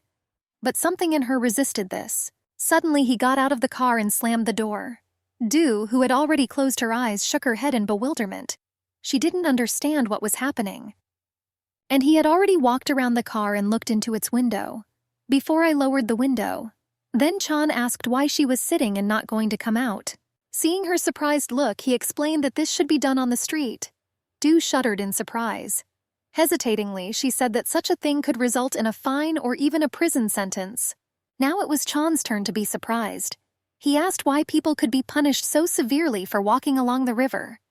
Do sighed with relief. When she got out of the car, Chan was already standing on the very bank of the canal and looking at the water. She stood very close and asked why he wanted to come here with her. It seemed pretty trivial. Then Chan turned to her and asked if she could hold her breath for a while. I thought I had misheard. She asked why this was necessary. But Chan didn't answer her. He just silently looked at the water murmuring past them. He seemed to be thinking about something. Then Do couldn't help but think that when he said hold your breath, he meant kiss. But it was still quite strange. And yet she thought about it again, looking at his lips. And although Du mentally ordered herself to calm down, her heart began to beat a little faster. She licked her lips, dry from excitement, and looked at Chan. But then he suddenly took her hands tightly. He held her hands with one of his hands, and with the other he pulled the girl towards him. Du was confused and didn't know how to react. She closed her eyes and decided to surrender to fate. Chan was very close. She even felt his breath on her skin. It seemed that the kiss was inevitable. Suddenly she felt a strong tug. Her feet left the ground and she flew somewhere, carried away by Chan's strong arms. And just a moment later, the flight ended with a strong impact on the water. Du realized that Chan had jumped into the water with her from the bank of the canal. To his surprise, she took a sip of water and began to choke. The girl could not breathe and began to struggle, but Chan still held her right hand tightly. She thought he was going to kill her. She waved her legs and arms, trying to break free and float up. And Chan held her right hand and kept his eyes on her wrist. But his tattoo was still there. He looked at her, so familiar and bright, and begged her to return to him. He was completely lost and did not understand how it happened. Chan would really like to know why these abilities and his tattoo left him and went to a girl in this country. And Du fought back all this time and tried to escape from his hands. Finally, she managed to pull her hand away. She pushed Chan away and began to row to the surface. A few minutes later, she was able to get to the bank of the canal. The girl sat on her knees by the water and coughed convulsively. Chan quietly approached from behind. She turned around and looked at him. Du thought that it was very stupid of her to trust him. Now he seemed like a real devil to her. When he got too close, Du quickly rose to her feet. She pushed him away with all her might and screamed. Trembling from cold and anger, she screamed that she had almost drowned twice because of him. She demanded to know why he did this to her. There were tears in her eyes. Ah Chung calmly replied that he wanted to check something. He really didn't mean to hurt her, but he didn't think about her safety at all. Crying, Du said he should have warned her about what he was going to do. To this, he replied that then she would not agree. The girl admitted that it would be so. Now he seemed like trash to her, unworthy of attention. Du was very angry and decided to leave. She turned around and walked away. But she had one more unfinished business, and for this she had to use Chan's car again. The girl opened the door and took her purse. It was at least a little warmer in the car, and Chan still stood on the shore and looked at her, thinking. But Du approached Joan again. She grabbed a wad of bills from her purse and threw them in Chan's face, hitting him on the cheek. The money scattered in all directions, caught by a gust of wind. It was very cold for her to stand in the wind in wet clothes. But now she was trembling with anger and indignation. In an icy tone, Du told Jongwoo that they were now even and left. Chan's car stood on the bank of the canal for a long time. Night has long fallen on the city. Rare lights from reflected headlights flashed in the water, and Chan kept sitting in the car and thinking. He looked at his hand again and again. The young man tried to figure out how to get his tattoo back. His only plan didn't work. It was worth coming up with something else. And the city center at the same time was still alive with nightlife. The huge windows of skyscrapers and business centers glowed. Restaurants warmly opened their doors to late guests. Du sat in the back seat of the taxi, leaning wearily against the headrest. She lived through another crazy day.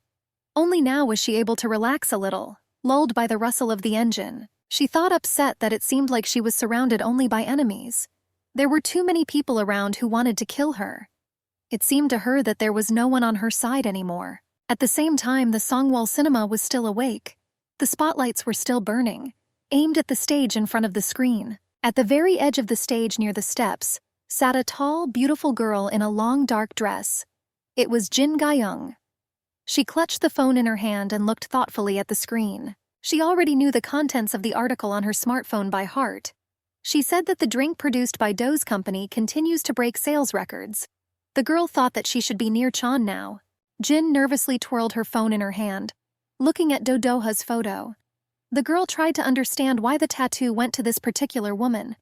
After all, she should have been in Do's place. Jin was afraid that young Guwon might fall in love with Dodohi, and she could not allow this to happen. She was too turned on. The girl stood up and picked up katanas, Japanese swords. She began to move, striking her imaginary opponent. Sharp, sparkling blades whistled through the air. Her movements became more and more rapid. The dress fluttered. Her long hair flowed over her shoulders. Katana blades flashed almost invisible. It was a beautiful, mesmerizing dance. The blades, like a mirror, reflected the true essence of the people surrounding Dodoha. If only she could see the portraits of them all. Madam Chu Young-suk is the CEO of Mr. Group. She prayed on her knees by the window and looked very humble and meek. But her soul was black because of an old accident. No Seok-min is Madame Chu's son and the director of MSR Electronics, an exemplary family man who loves weapons and violence, a very dangerous person. No Dok-young is Seok-min's only son and the representative of MSR Electronics, a spoiled and dissolute representative of the golden youth, a gambling but unlucky gambler and spender. Kim Sarah is Seok-min's wife and the head of the commercial department of MSR Electronics, a 40-year-old woman ready to do anything to maintain her beauty. Already familiar to us. No Juan is the daughter of Madame Chu and the director of MR Clothing, a careerist and fashionista, hiding her many hobbies and vicious relationships from everyone. Chu Seo-kun is Madame Chu's nephew and the director of MER Investments, a hard-working and serious young man, perhaps the only decent member of the clan. All these people were part of the MR Empire and were members of the clan. And the modest girl, dancer of the Songwol Theater Jin Ga-young, had a complete dossier on everyone. And now she was deciding exactly how to dispose of it. And at the same time, despite the late hour at the other end of the huge city, the windows in another building were shining. This was the premises of the small theater Illusion. In one of the dressing rooms there was a mirror hanging on the wall. In front of him stood a man doing a strange thing. At first glance it looked creepy, but he was just removing the latex mask from his face. And the mirror was unusual in that several photographs of Doha were glued to it. The strange man stroked one of them with his finger. He decided that the girl was quite lucky. It was the man who chased Du and Zhang and pushed them into the water, and he was not going to give up what he had planned. The man leaned towards Do's photo and told her to wait because he was going to kill her soon. He carelessly tossed the now unnecessary latex mask onto the floor. She fell next to Cha Tai-jun's photo, which was crossed out with a red pencil. Apparently it was this man who killed Tai-jun. Below the photo was a phone with a broken screen. The man grabbed it and squeezed it angrily in his hand. He held it a little as if conveying his anger. Then he rustled it into a paper delivery bag and sealed it. The man left the building carrying a package under his arm. In one hand he had a strange red bottle, and in the other he carried a motorcycle helmet with a mirrored glass. The man was young, tall, and quite handsome, but something about his appearance was repulsive. He got on the motorcycle and resolutely pressed the starter. The engine roared, picking up speed. A minute later, a motorcycle, more like a powerful beast, was already flying through the evening city. Finally, he stopped at one of the buildings on the outskirts of the city. Judging by the sign on the pole, this was one of the commuter train stations. Without taking off his helmet, the man walked inside the station to the storage lockers. There he put the package with the phone in one of the cells, which he had prudently rented in advance. The lock on the locker clicked shut. The motorcyclist chuckled with satisfaction and headed towards the exit. However, after a moment he suddenly stopped and listened. The man turned around and almost ran back to the cell. As he hurriedly opened it, the vibration sound of a ringing phone became clearly audible. With a brown-gloved hand, he took the phone out of the bag. The call has already ended. However, the screen displayed a list of recent calls received, and the last one was a call from a subscriber named Dodoha. The man smiled with satisfaction. His eyes flashed with a spark of madness. Anyone who saw him at that moment would probably be scared. After standing for another minute, the man walked out of the station building onto the street. The coolness of the evening enveloped the city in a weightless haze. Here and there in the houses, the sleepless windows were still glowing. The man got back on the motorcycle and started the engine. The silence of the evening city was shattered by the roar of the engine. He flew down the road at high speed, blinding oncoming cars with the bright light of his headlights. And in the backpack behind the driver's back lay an ominous red bottle. After breaking up with Young-do, she caught a taxi. And very soon the deserted outlying areas were replaced by the glowing skyscrapers of the city center. Do asked the driver to stop the car near the center. She wanted to walk a little to organize her thoughts. Having paid, she got out of the car and slammed the door. She was already standing at the pedestrian crossing, preparing to cross the road. Suddenly, she heard the latest news being broadcast on the huge street screens. The announcer said that the head of the financial department of a large corporation committed suicide. The girl froze. A chill ran down my spine. She stopped at the crossing right in the middle of the road. Horrified, Du heard that according to investigators, he did it out of desperation. She had a bad feeling. Finally, she dared to look up at the screen. There was just a photo from the past of the alleged suicide. The caption stated that the deceased's name was Cha Tae-jun. And then Do remembered that just yesterday this man called her. He said he had information that could be useful to her. She didn't believe him then. Do was used to relying only on herself, and therefore did not think that any financier could be useful to her. And now this man was dead. And then she felt that the usual picture of the world was breaking into fragments, like a mirror. Do understood that she was in the center of some terrible game, the rules of which she had no idea about.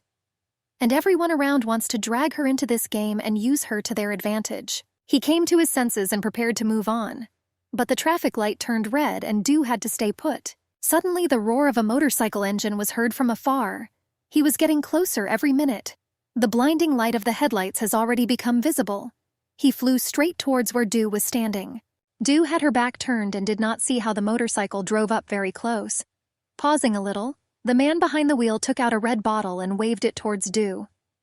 The liquid that flew out of the open neck of the bottle hissed in the air. As if in slow motion, its drops flew towards Do's hair. Suddenly the girl turned around as if sensing something was wrong. Numb with horror, she watched as transparent hissing drops flew into her face. And then she felt a push. Someone grabbed her quite tightly by the shoulder and turned her away from the deadly drops. A tall man in a brown jacket pushed the girl aside, covering her with himself. The hissing liquid splashed directly onto his back. Once on the jacket, the liquid began to hiss even more. The thick brown fabric began to unravel right before our eyes, revealing light skin. The motorcyclist stepped on the gas and the engine roaring flew on. Adu finally looked up at her savior, and she wasn't even surprised to see Young Gu-won. Holding his shoulder and wincing in pain, he touched her hand. Do looked at him, and for some reason she could no longer hate him. Chan looked at her and his gaze was sad. He said that for some reason he felt responsible for her, and Do understood that he had saved her again. Suddenly he jerked and grabbed his shoulder again.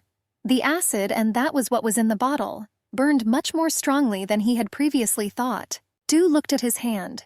With horror, she saw that the fabric on the sleeve of her jacket was unraveling with a slight hiss. The acid has already reached the skin. But then she noticed that the jacket on the back was also slightly hissing and smoking. Looking behind Youngwoo, she saw a large hole from the acid. The skin there had already suffered from a chemical burn. She gasped. She felt terribly sorry for Chan, but then he suddenly grabbed her wrist near the tattoo and squeezed tightly. In amazement, the girl watched as the wound healed right before her eyes. A moment later, there was no trace of her left, and even the fabric of the jacket looked whole again. It was inexplicable. Do was completely discouraged. Just before her eyes, he was completely healed from serious damage. And this was not the first time. Then she plucked up courage and asked who he really was. She did not understand who could perform such miracles. And Chan calmly and casually replied that he was a demon. I thought I had misheard. She even asked again, it sounded so incredible. They were standing in the middle of a busy intersection in the city center. Cars flew around, headlights flashed, and police sirens sounded. Everything was very ordinary. But she had just heard a young, attractive man call himself a demon. Seeing her confusion, he added that sometimes he is also called the devil. At the same time, on the other side of the city, in a dimly lit office, a man was fiddling with a lighter in his hands.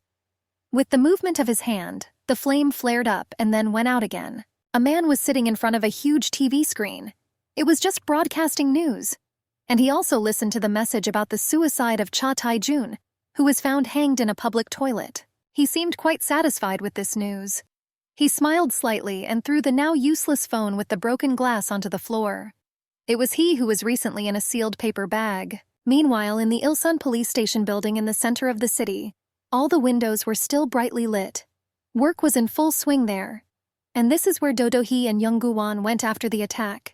The detective entered the office and placed several stapled sheets of paper with small text printed on the table. It was a forensic report. According to it, sulfuric acid was splashed on Do and Jong. And now the detective was sitting opposite Do at the table and interviewing her. First of all, he was interested in her suspicions, even minor points. He asked if she had any enemies. At first I thought about the conflict with No Xuan, but she didn't seem like the kind of person to commit murder. She was much more worried about the news about Cha Tae-jun. However, she could not figure out who could wish her harm so much. Meanwhile, confusion reigned at the station. It was quite crowded there. The detective asked everyone present to remain quiet and not disturb the order. And at this time, a strange elderly woman slowly approached young Guwon, sitting at the end of the hall at the table. He stood out from the crowd of visitors with his calmness and equanimity. Chan sat calmly with his arms folded across his chest and watched what was happening. Then one of the detectives approached him. He warned that the survey would take longer and offered a glass of coffee. However, Chan just as calmly refused and said that he doesn't drink coffee. The detectives looked at each other. One of them looked at Chan and seemed to understand him. Behind the external calm he hid anxiety and wariness. And indeed, Chan, unnoticed by those around him, was quietly grumbling under his breath. He was worried that Do would be delayed for a long time. He felt worried. He never touched the coffee. Suddenly, a bony, wrinkled hand reached out from behind his back and took a glass of coffee. This was quite unexpected, and Chan shuddered. Looking sideways, Chan saw that it was that strange old woman who was walking around the site. But now she stood next to him and inhaled the aroma of coffee with pleasure. This puzzled Chan. Suddenly, the old woman smiled. A strange, crazy smile revealed yellow, crooked teeth. For some reason, the old woman said that Chan's life is now also insignificant. She was dressed very sloppily and smelled unpleasant. Jungkook even had to cover his mouth and nose with his hand so as not to smell the disgusting smell. And the old woman leaned even lower towards his face. In a disgusting whisper, she said that he would soon die, and very stupidly. It sounded very ominous. Chan backed away from her irritably. He just thought that the old woman must be crazy because she was talking nonsense. She couldn't know who he was. Finally, the detective appeared at the door of the interview room with Do. She said goodbye to him and asked him to keep her updated on the investigation. Chan jumped to his feet joyfully. He had been waiting for her for too long, and something strange was happening around him. At this time, the old woman quietly stepped aside. Jung walked up to Do, putting his arm around her shoulders. He said that if she was finished, then it was better to leave quickly. It seemed to him that there were too many crazy people around lately. He even pushed Do a little towards the exit. She didn't like it. She even asked him not to push. The detectives looked after them, puzzled. But they didn't notice anything unusual. One of them only suggested that soon John and Do would be together, perhaps even married. Then suddenly, a strange old woman appeared behind them. She smiled her creepy smile again. The old woman rubbed her hands with satisfaction and said that everything was finally going well, and she even clapped her hands joyfully. It looked as strange as possible. Meanwhile, Chan and Do were sitting in a car moving in a dense stream of other cars. The engine purred quietly and comfortably, but at rush hour the traffic moved slowly. Do began to question Chan. She knew who the devil was, but she didn't understand what a demon meant. She even suggested that this was a fairy tale character. Chun didn't like this and started telling the story. In a mysterious, muffled voice, he began to talk about demons. He called them very important beings. According to him, they have always existed, and their main mission was to fulfill human desires, but it had to be paid for. But then Do interrupted him. She rather flippantly said that she didn't care. She didn't care who he was, an angel, a devil, or a genie. This indifference and comparison with Jin even offended Chan. He frowned and only tightened his grip on the steering wheel. However, Do continued that it didn't matter if she believed him. The important thing was that he had amazing abilities, and she had already guessed about their source. Chan asked what she meant. Do just pointed to her wrist. She realized that everything depended on the tattoo that was now on her. And then she said that she had a proposal. The girl believed that fate had not brought them together so easily. Perhaps they should have used this to get what they wanted. Chan still didn't understand what she was talking about. He asked to get to the point and say what exactly she meant. She chuckled with satisfaction. She thought for a moment again, forming a convincing proposal. The girl did not look at him. Finally deciding, she thoughtfully asked Chan to become her bodyguard. However, he immediately and very decisively refused. Do was surprised, and he sat behind the wheel and looking ahead calmly drove the car forward. The girl tried to convince him. She said it should be a good deal for both of them. After all, if she dies, the tattoo will disappear along with her abilities. Chan was silent. However, Do sensed that he was annoyed. Obviously, he didn't think about it that way. Do was indeed very weak and vulnerable. Finally, they entered the city center. Despite the late hour, the lights of skyscrapers illuminated the streets as if it were daytime. Jung stopped the car in the underground parking lot at Do's house. Both got out of the car and Do continued to persuade him. But he again said that this would not happen. Then Do asked Joan where he was going, and he replied that the psychopath might be stalking Do again. So Chan decided to walk her home. Do smiled faintly. It looks like Chan has already started security. They walked across the parking lot to the elevator, and at this time a man in a mirrored motorcycle helmet was already watching them. He was again clutching the ill-fated red bottle of acid in his hand. The man shook the bottle and was pleased to hear that there was still some left inside. Night fell on the city. The sky was dark, clouds obscured the moonlight. After some time, Chan returned to the Seongwol Theater. Chan sat in his office and talked with the faithful Park. The young man was sad and tired. He said that now his tattoo and his abilities belonged to a weak person. Puck thoughtfully leafed through books about demons. He concluded that if Dodohi died, then the power would disappear with her. But Chan could not know anything for sure. He hasn't found out anything yet. He saw the book in Puck's hands and said with irritation that it could simply be thrown away as useless. He was angry because nowhere could he find out how to get his tattoos and abilities back. But Park asked why not Youngwoo really become her bodyguard. He even read in the Guide to Demons that initially demons protected people by living among them. In his opinion, that's exactly what a bodyguard would do. But Chan irritably snatched the book from Puck. He said angrily that he just wanted his calm old life back. Chan was almost shouting that he wanted to live forever, without knowing death and old age. But not to protect or guard someone. That's why he wants to return everything as it was. He took the book from Puck and put it on a higher shelf so that he couldn't reach it. And then suddenly his phone, lying on the table, rang. A message arrived from Do. She was signed as Crazy in Chan's phone, and she again asked him to be her bodyguard. The girl was persistent. Chan chuckled irritably. Her persistence irritated him and seemed terribly annoying. The next message made him blush with anger. The girl threatened to remove the tattoo with a laser if she refused. Chan couldn't believe that she was threatening the demon himself. Without waiting for an answer, Do wrote that she had already signed up for a tattoo removal procedure. Chan was beside himself with anger. Puck watched him with interest.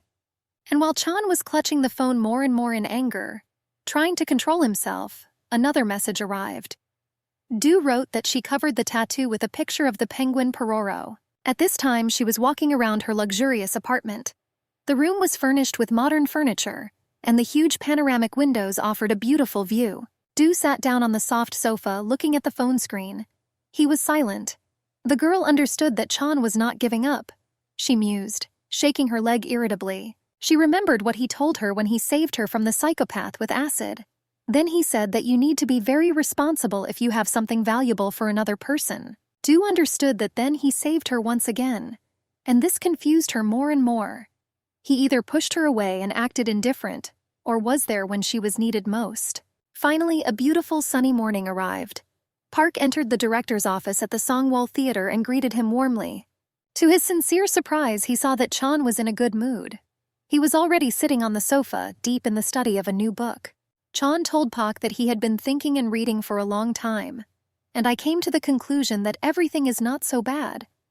After all, the tattoo did not disappear without a trace, but was only temporarily stored in another place, on Do's wrist. Puck was pleased with his optimistic attitude. Chan also said that trying to jump into the water will not return the tattoo. Now he understood it for sure. He decided that for a return the conditions should completely repeat the situation when the tattoo moved. It is necessary that the place, atmosphere, and even the weather be the same as then. As he spoke, he raised his index finger edifyingly. And now Puck saw with horror how it began to smoke slightly with a slight hiss. He tried to draw Chan's attention to this, but then a light flashed brightly on the tip of Chan's finger. Chan screamed in surprise, shaking his hand. He screamed in fear that spontaneous combustion had already begun, from which he could die. Suddenly there was a barely audible click. The office door opened quietly. Light footsteps were heard. Jin Gayung stood in the doorway, dressed in a traditional kimono. She held a glass of ice water in her hands and asked if Young had found his tattoo. Chan and Park appeared before her eyes. Both of them blew with all their might on Chan's burning finger, trying to blow out the fire. Jean asked in amazement what they were doing so strange. But they did not pay attention to her, busy rescuing Chan. Then the girl came closer. Suddenly, with a sharp movement, she splashed water from the glass directly onto Chan's hand. The fire went out immediately. Everyone breathed a sigh of relief, and Jean asked in bewilderment what happened. Chan sadly told her that it was spontaneous combustion. It seems that this is how the process of his death began due to failure to fulfill his duties. He further rubbed his finger, which still ached noticeably, and lowered his hand into a bucket of ice water. Chan understood that he needed to make an agreement with someone, and this should have been done immediately. At this time in her apartment, Du was still sleeping soundly. However, her sleep was suddenly interrupted by a telephone call. The girl raised her head from the pillow with displeasure. She had only recently fallen asleep and had not yet slept at all. Youngwon's name flashed on the phone screen. Perhaps only this could make her open her eyes and wake up so quickly. Rubbing her eyes and smoothing her hair with her hands, she sat up in bed. Finally, Du answered the call. Chan asked her to meet. Very soon he arrived at the skyscraper sparkling in the sun where Dodoha's apartments were located. The morning was beautiful and serene. When he reached her floor, Du came out to meet him. She said a little dissatisfied that he arrived too quickly. She didn't even have time to wash and clean herself up. Despite this, Du looked cute and fresh in a lighthouse dress with her hair casually pinned up. Jung said he had been thinking about her proposal all night. Du held her breath in anticipation. And Chan said that he accepts it. He will be her bodyguard. Du laughed joyfully and said that he had made the right decision. Although she immediately asked what made him change his mind. The girl thought that he had hidden intentions, but Chan reminded her of her own words. They really shared the same fate, connected by a tattoo. Meanwhile, his fingers began to smoke again. Du happily asked if he would start work today. She was already very tired of the constant feeling of danger and wanted to at least relax a lot and stop being afraid. But Chan said that first they need to get to one place and do something. As he spoke, he again took her hand tightly and led her along. His eyes again sparkled with red devilish fire. He again, as sometimes before, became not entirely human. I've seen him like this before. They took the elevator to the very top of the skyscraper and went out onto the roof. Now they stood on the very edge. The huge city stretched out before them in the morning light. Du was scared. She's never been this high. And she still didn't understand at all why Chan brought her here. And he incomprehensibly answered her that this was the best place for him now. He had very little time to find someone to make the deal. Lights were already flashing at the tips of my fingers. He stood on the edge and seemed to scan the city with his eyes. Chan was in a hurry and nervous. His face was covered with beads of sweat from exertion. And Du began to pull out her hand. She was very scared and she shouted to Jungwoo that she was very afraid of heights. Finally, he exhaled and smiled. Calming down, he told Du that he had found the man. She looked at him in surprise. A few minutes later, they were already walking along the corridor of the local hospital. The doors of some chambers were closed, but Chan walked very confidently. In one of the rooms, there was a woman on her knees. She prayed, asking God that her son Yeonseo would not get sick. Chan entered the room, still holding Do's hand tightly. He turned to the woman, saying that he would fulfill her wish. She rose to her feet and turned to him in surprise. Chan said that he would heal the child if the woman made a deal with him. Du listened to his words in amazement. Her eyes widened in surprise. She couldn't even imagine why they were going to the hospital. The woman got angry. She said that Chan was talking nonsense and laughing at her. In anger, she demanded that he leave. She sat by the child's bed, looking anxiously at the medical device monitors. Suddenly, one of them beeped frequently. The boy lying in bed began to breathe too quickly. He had an oxygen mask on his face, but his breathing was heavy. The device was beeping almost continuously. The woman trembled and rushed to the baby. She addressed him, calling him Yeonseo, but he did not hear. Chan said that there is almost no time, so he'll just show something. He raised his hand and Du looked in shock at his smoking fingers. Suddenly, he snapped his fingers sharply.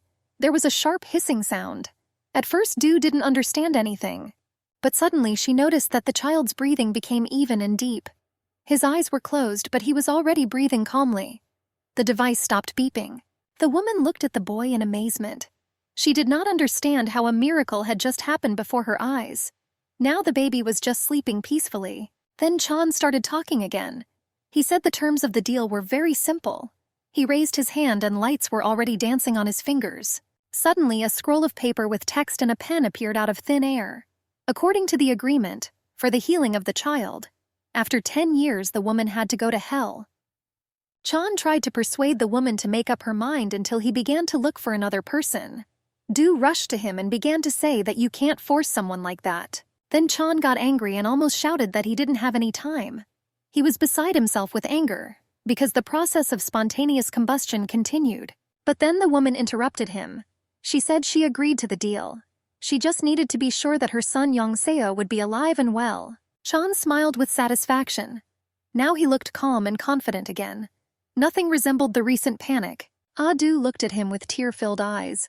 She sincerely sympathized with the unfortunate mother and understood that she had made a terrible choice by sacrificing herself. When they left the hospital on the street, Chan looked with pleasure at his hand in the rays of the sun. Now there was nothing to remind him that just recently his fingers had caught fire on their own. His mood was serene again. He even asked Du if she knew of a place nearby where he could eat delicious cakes. After signing the contract, he always had a craving for sweets. But Du was not so optimistic. The recent conversation in the hospital left a depressing impression on her. She just wanted to know what would happen to Chan after spontaneous combustion. He replied that he would simply disappear, burning in the fire. To avoid this, a contract was needed. After all, concluding contracts is his direct responsibility. Before got angry, he once again clarified that everything that happened in the hospital was only because Chan needed another contract. And now he was so pleased that he decided to celebrate it. And Chan could not understand her anger. He believed that everything was fair. People received the fulfillment of their desires, and he continued to live forever. But Du objected to this, that people also experience a feeling of guilt. She thought about the future of the girl from the hospital whose mother sacrificed herself for her. Her soul was heavy. Therefore, she refused to go with Chan to his office. She left, finally saying that she did not want to use his power to profit from the misfortune of others. But Chan, looking after her, said that in case of danger she would still come to him. He was firmly convinced of this because he knew human nature well. People, in his opinion, were even more selfish than demons. At the same time, in Madame Chu's mansion, she was standing leaning on a cane at the large panoramic window. Opposite her was a dark male silhouette. The window glass outside was flooded with streams of rain. A difficult conversation was taking place between Madame Chu and the stranger. They talked about murder, and that you always have to pay for your sins. The stranger clenched his gloved hands angrily. The next morning, the rain continued to pour. Du looked at the streams of water through her office window. A meeting about healthy drinks was in full swing. But her thoughts were far away. Her subordinates even had to contact her several times. I dropped a few words, but immediately my thoughts flew into the distance again.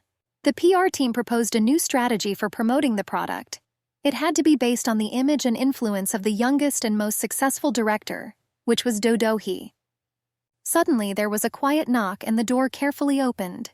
It was Secretary Shin. She was holding a rather large box in her hands. Du realized that this was what she had asked for. The girl opened the box. It was full of various means of protection. There was a walkie-talkie, a stun gun, a rubber baton, and even, it seems, a short carbine. Du thoughtfully examined this arsenal. She realized that now she really needed to protect herself. Meanwhile, the Songwol Theater building was also barely visible in the shroud of rain. But inside it was dry, warm, and cozy. Faithful Park asked Director Jung how his finger felt. Jungkook grinned smugly and raised his hand, revealing clear white skin. The fingers were safe and sound. He said that the contract was signed, which means everything is fine again. Puck sighed with relief. He really cared about his boss. And when he suddenly left in an unknown direction, Puck was not sure that he would see him again. He told Jungwoo that he found out something else. Puck made calculations and found out on what day Chan lost his tattoo and abilities. While pouring coffee, he said that according to his calculations, there was a full moon that day. Despite the strange topic of conversation, he looked very nice and cozy in his yellow patterned apron. Pak said that there were still 28 days to wait until the next full moon. Chan thought, sipping from a cup of aromatic coffee. Finally, he said that 28 days was too long. He didn't want to wait that long. Without his tattoo and his abilities, he felt unusually vulnerable. Park remembered that young Guan agreed to become Do Do-hee's bodyguard. He asked Chan about this, but he answered with a sigh that nothing came of this idea. Du did not want to use Chan's abilities, and Chan said that they broke up precisely on her initiative. Park decided that they had a fight and sympathized with Young. Ah Chung pondered how prayers worked. He thought that when people prayed, they just wanted a free miracle. It seemed very selfish to him, but he remembered Du talking about sacrifice. They believed that it was very difficult to be happy knowing about the sacrifice of a loved one, and enjoy the life received in return for someone else's sacrifice. It was strange, but Chan was hurt by her words that he was not human, so he didn't understand. She said that people, unlike him, have a feeling of guilt. Reflections on selflessness and sacrifice led Chan back to the hospital, where he recently entered into an agreement. He saw a cheerful little boy running down the corridor, accompanied by his father. The boy filled a glass with water and ran with it in his hand. Suddenly he stumbled and almost fell. Some water from the glass splashed onto Chan. The boy's father groaned and apologized. The boy was embarrassed but also asked for forgiveness. Chan answered with a smile that there was nothing to worry about, and the clothes would dry quickly. He heard his father name the boy Yeonso. Then Chan squatted down and asked the baby if he had any wish, and the father happily replied that his wish had already come true.